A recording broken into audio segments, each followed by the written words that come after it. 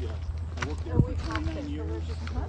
Before that, I worked a year at City Monterey. And before that, I worked at Alameda Naval Air Station for a year.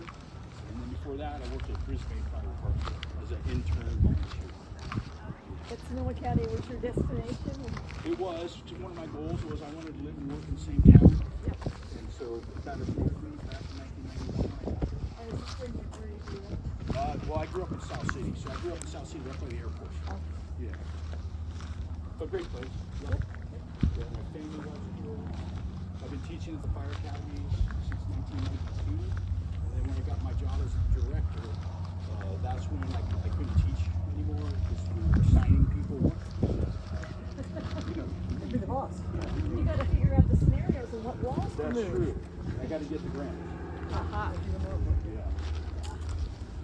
Yeah. So here is a simulated rooftop, kind of like a little bit more exaggerated than what we saw on the burn top.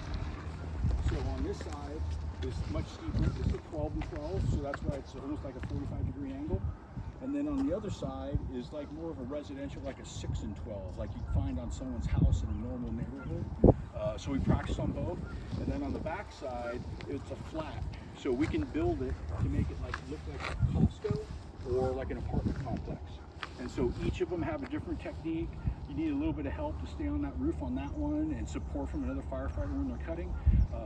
And then different techniques to cut so you're not cutting the support underneath you so you don't fall in and that kind of thing. You guys want to go see the fire engine? Or is that okay? Yeah. Okay. So we were able to get the fire engine on grant. So work with Career Tech Education, Rachel Smith and Brad. And we were able to get that. And then also we got help from the foundation. So as a tribute and thank you, we have some stickers on the back door just to let everyone know where we got this thing. You know? Nice. That's Yeah. nice. And so this is the first fire engine that we ever bought new.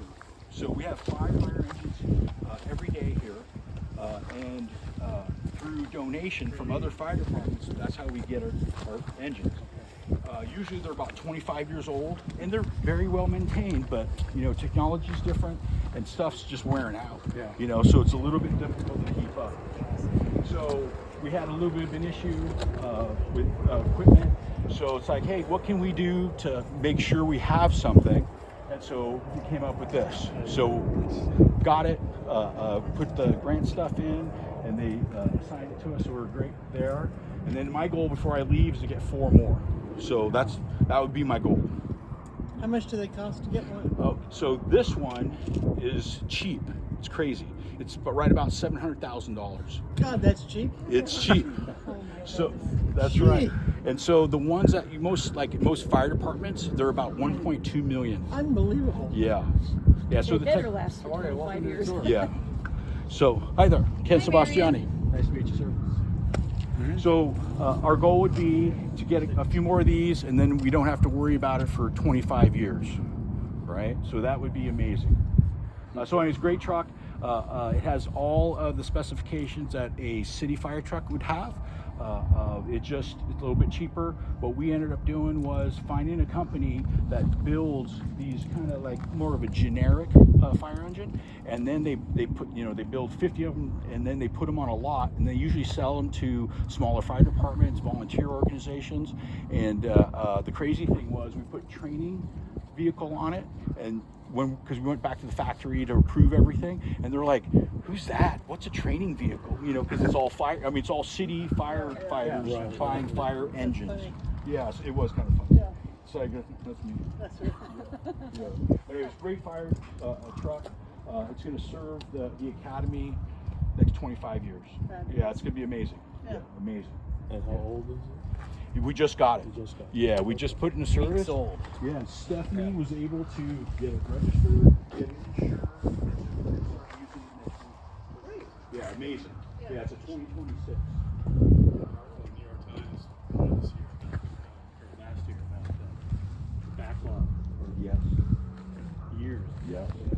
So, a great point from Brian. So Santa Rosa ordered 5 engines from the same company, Pierce, and so it took them 4 years to get it. And each of them were 1.1 or 1.2. And then part of my job when I was down there, I bought fire engines, I bought all of them, and I bought a fire truck, right? A big fire truck with the guy in the back and the guy in front, and it was 1.2 million. So now though that same truck is right $2.3 million. Santa Rosa just bought another one. Gee. Yeah. Wow. Yeah, right. And they still had to wait. Yeah, crazy. And then also on this pit, you can kind of see some of the glass and that kind of thing. We do our auto extrication here, the Jaws of Life training. So again, we got top of the line Jaws of Life. You know, it's kind of like the generic name. We got Hamatro, and they're battery operated. So when people use those, that's what people in the field are using. So back in the day, you had this big gas generator, all these hoses, so you'd have to move all these things around, and they're heavy, and if it's downhill, you'd have to lower it by rope. So now all you do is just carry that one tool with the big battery pack, throw a battery in your back pocket, and now you're working for hours. So it's really, really cool, and we have 2 sets.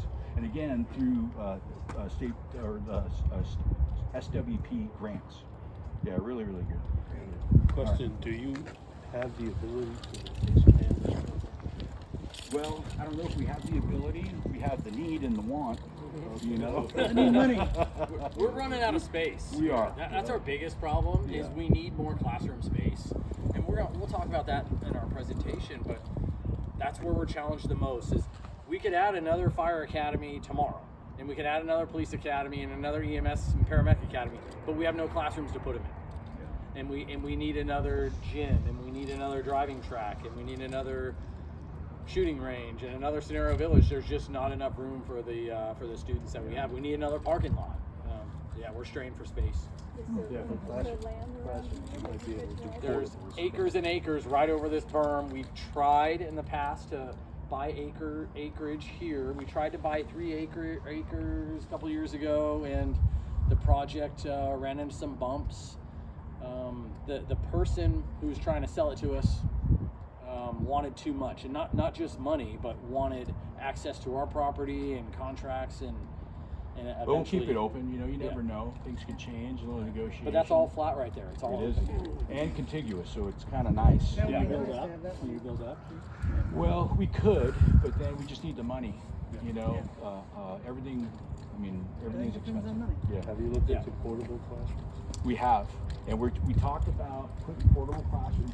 As we walk back to the EMS area, you'll see a big lot. We talked about the classroom there, but we haven't had money. And so when the bids came back, it was $4 million more than we kind of anticipated, so we had to put a kind of hard stop on it. But one of the things that we talked about was, hey, in the interim, maybe we get some portables. Yeah. Back there, just to point it out, that's our driving track. So it's a 5-acre flat tarmac lot where we do all of our high-speed and slow-speed driving for all emergency vehicle operations. So we get ambulances out there, fire trucks, police cars.